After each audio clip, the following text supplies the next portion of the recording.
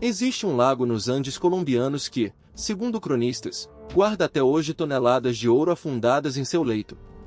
Por 4 séculos, exploradores, engenheiros e até companhias estrangeiras tentaram esvaziá-lo, sem sucesso completo. O que vamos revelar aqui não é lenda, é a história documentada de como um ritual sagrado indígena virou obsessão colonial. E o mais impressionante, os registros que provam isso ainda existem, guardados em arquivos e museus.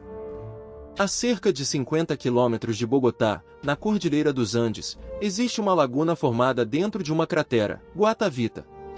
Para o povo muisca, que habitou essa região da atual Colômbia antes da chegada dos espanhóis, aquele lago não era apenas um recurso natural, era um portal sagrado. Estudos arqueológicos confirmam que o local foi usado como centro cerimonial por séculos.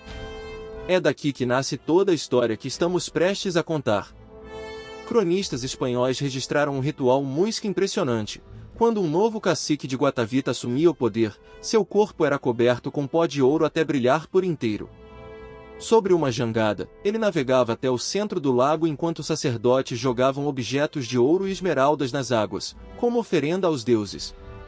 Foi essa cerimônia, descrita por testemunhas e cronistas coloniais, que deu origem ao mito que os espanhóis batizariam de El Dourado, o Homem Dourado.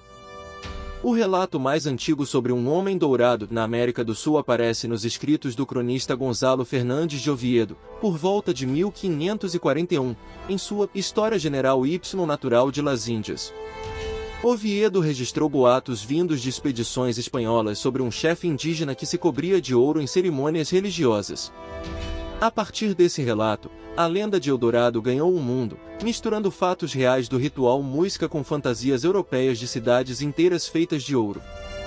Em 1537, o conquistador espanhol Gonzalo Jiménez de Quesada liderou uma expedição que atravessou os Andes e chegou ao território muisca, fundando, em 1538, a cidade de Santa Fé de Bogotá. Foi nessa conquista que os espanhóis ouviram, pela primeira vez em detalhes, os relatos sobre a Laguna Sagrada e seu suposto tesouro submerso. A partir desse momento, Guatavita deixou de ser apenas um lugar de culto indígena, tornou-se alvo direto da cobiça colonial. A primeira tentativa de drenar a laguna aconteceu em 1545, comandada por Hernán Pérez de Quesada, irmão do conquistador. Usando mão de obra indígena forçada, trabalhadores formaram uma corrente humana para retirar água com potes e cabaças, um balde de cada vez. O esforço durou meses e conseguiu baixar o nível da água em alguns metros, revelando parte da margem antes submersa. O resultado daquela primeira tentativa foi modesto, alguns objetos de ouro foram encontrados perto da margem, mas nada perto do tesouro imaginado pelos espanhóis. As chuvas voltaram a encher a laguna, e a expedição foi abandonada. Ainda assim, os pequenos artefatos recuperados, hoje conhecidos como tunjos, oferendas votivas muiscas, confirmaram que a lenda tinha uma base real. Quase um século depois, quem registraria essa história em detalhes seria o escritor Juan Rodrigues Freire, nascido em Bogotá em 1566. Em sua obra Eu Carneiro, escrita por volta de 1636, Freire reuniu relatos orais, documentos coloniais e memórias de testemunhas para narrar a conquista do novo reino de Granada, incluindo o capítulo mais detalhado que existe sobre o ritual de Guatavita. É graças a esse manuscrito que conhecemos os detalhes do ritual até hoje. Rodrigues Freire não testemunhou o ritual, ele nasceu décadas depois da conquista. Seu relato foi construído a partir de histórias transmitidas por colonizadores mais velhos e por descendentes muiscas que ainda guardavam a memória cerimonial. Por isso, historiadores tratam Eu Carneiro como uma fonte preciosa, mas também como uma mistura de crônica histórica e narrativa literária, que precisa ser lida com cuidado.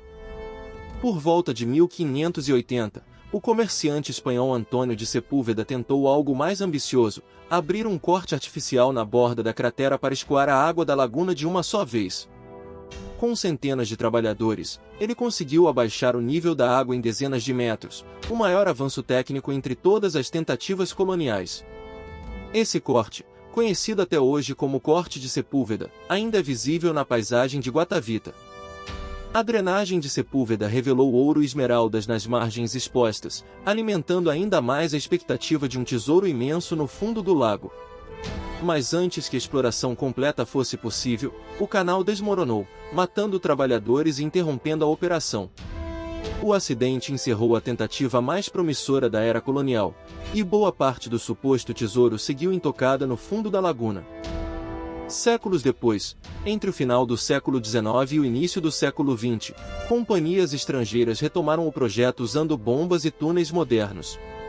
Uma dessas operações, no início dos anos 1900, chegou a drenar quase toda a água da laguna. Mas o sol secou rapidamente o barro exposto, endurecendo-o como cerâmica antes que qualquer escavação em profundidade fosse possível, e a empresa faliu pouco depois. A confirmação mais forte de que o ritual era real veio em 1969, longe de Guatavita. Camponeses encontraram, numa caverna perto de Pasca, uma pequena balsa de ouro maciço representando exatamente a cerimônia descrita por Rodrigues Freire, um cacique cercado de acompanhantes sobre uma jangada.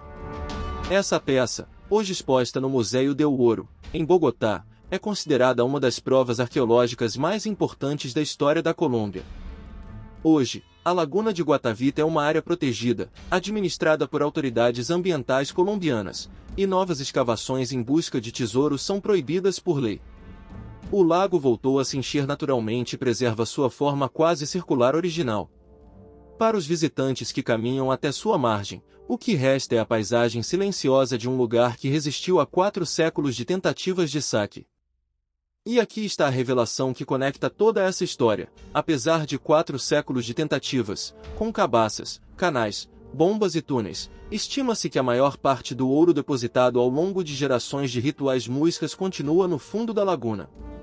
Nenhuma expedição, por mais avançada, conseguiu recuperar o que os próprios muiscas ofereceram de forma voluntária aos seus deuses. O maior tesouro colonial da América do Sul talvez nunca tenha sido, de fato, sobre ouro, mas sobre a obsessão que ele provocou.